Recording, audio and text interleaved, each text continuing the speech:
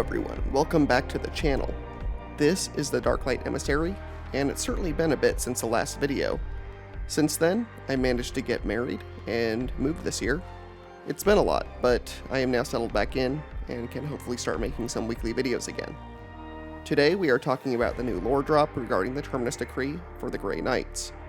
This was given in their new codex, and over the past few days to past few weeks, it has made some waves throughout the community, with many posts being made discussing what it means, how it changes things, or how it really doesn't at all, depending on your own opinion and viewpoint on it.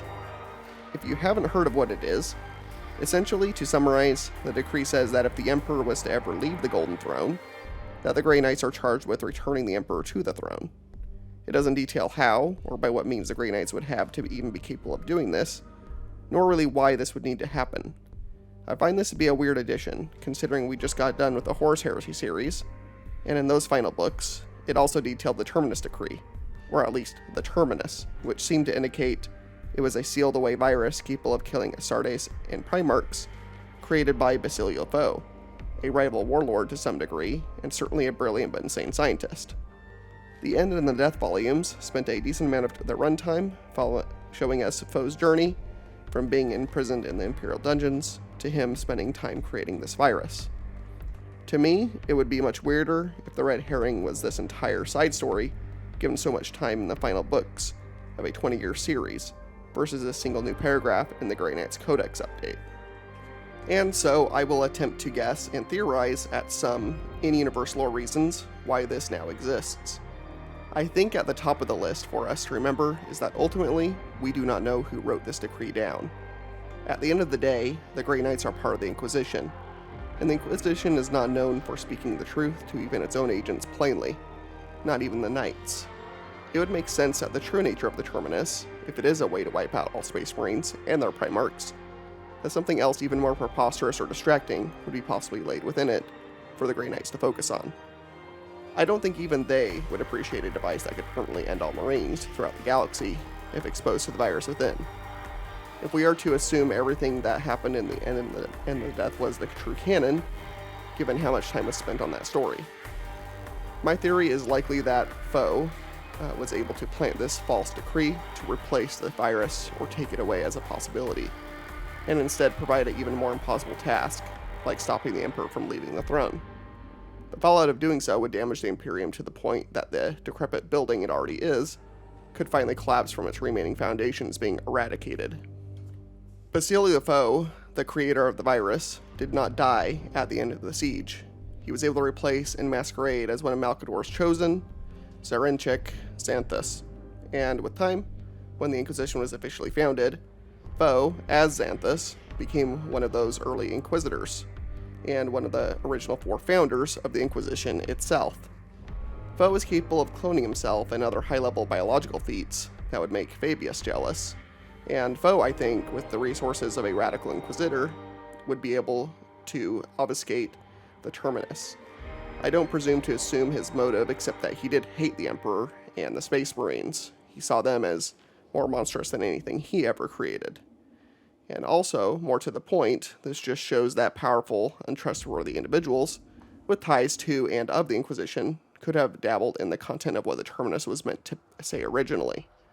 Malcador hadn't written the Terminus. The Knights were barely beginning when he sent them on their journey to write out the rest of the Siege and Heresy in the Warp 1 Titan.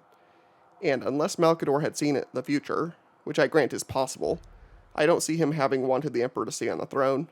He knew that wasn't the plan from the start, and the Emperor wasn't intending, I don't think, to stay on the throne forever either. The Terminus is said to only be known and readable by the Supreme Grand Master of the Grey Knights chapter. This is currently still Caldor Drago, who resides still banished in the Warp. This being said, the Grey Knights belong to the Inquisition, and specifically the Ordo Malleus, who is run by Inquisitors of that Ordo. In some of the entries regarding Xanthus, he was a Lord Inquisitor, which makes sense given his founder status, which granted him more intrinsic authority than even the vast authority an Inquisitor enjoys. Especially in this early era, it was only 7 years after the Heresy that the second founding for Space Marine chapters started taking place, and the early Inquisition played a part in organizing that founding, which the Grey Knights became an official part of. And Xanthus, who is now Foe, was one of those guiding hands for that second founding of chapters. Regardless, this gave him major authority and privilege to help form the very framework of the Inquisition as an organization. So for me, it is not a far reach at all that Foe, for whatever reason, wanted his virus and replaced it with such a decree as the Emperor can't leave the throne. Foe hated the Emperor, and it wouldn't surprise me if he left a final wrench in one of his most potent weapons in the Knights to do something like this.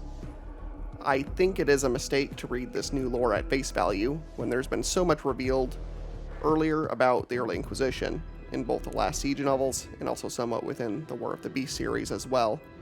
I could very much see a Inquisitor Lord Xanthus handing over a box to someone like Janus, the first Supreme Grand Master of the Knights, and from there, only the succeeding Supreme Grand Masters would ever even know of its existence, and possible final way for Foe to throw the Imperium into absolute chaos if its very own demon hunters turn against itself.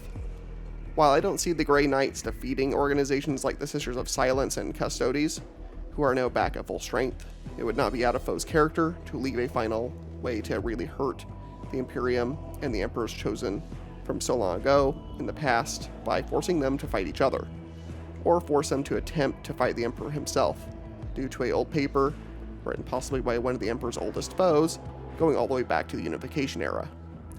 And then we still have the Beckwin plotline unresolved, which involves possibly Constantine Baldor seeking out the true name of the Emperor in the language that can manipulate the fabric of reality itself, Ununcia. Who knows how that whole thing will play out and possibly combine with this or involve itself with this.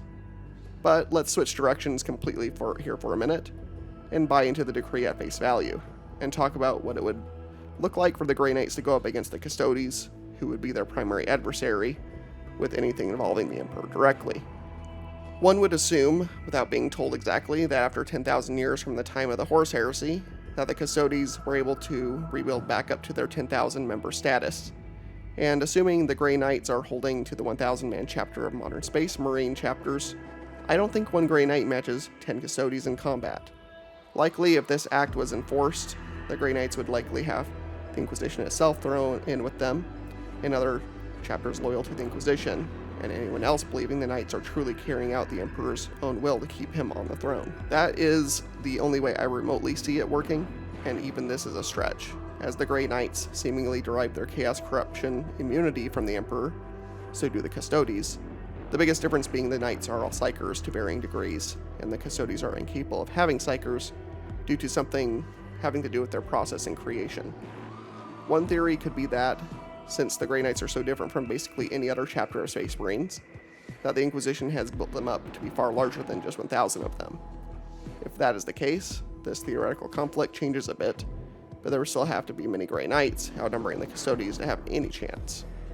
And then we haven't brought up the other part of the Talons of the Emperor, the Sisters of Silence, who are the exact bulwark against warriors like the Grey Knights, who can shut down their Psyker abilities in their presence, and would without a doubt be fighting alongside the Custodes as well. This is where the Grey Knights better either have more numbers than we know about, and or have many other Marine chapters willing to throw in with them, and take the brunt of force against both Custodes and Sisters, so that the Knights can truly make their way to the throne itself. But then, let's say they manage that. What do they do with the Emperor? How do they intend to keep the Emperor from doing whatever it is he wants to do? If the Emperor is truly leaving the throne and becoming either something like a true God Emperor, or, warp forbid, the Dark King once more, how do the Knights intend to stop the being that has granted them their unique abilities to begin with? That is where I am ultimately at a loss about this decree, and why I think ultimately it is some sort of lie, meant to be some hidden snare to force the Imperium to almost devour its most devout warriors in a useless conflict when some secret enemy of the Imperium chooses to somehow make the Grand Masters of the Knights finally read it and think they need to enforce it.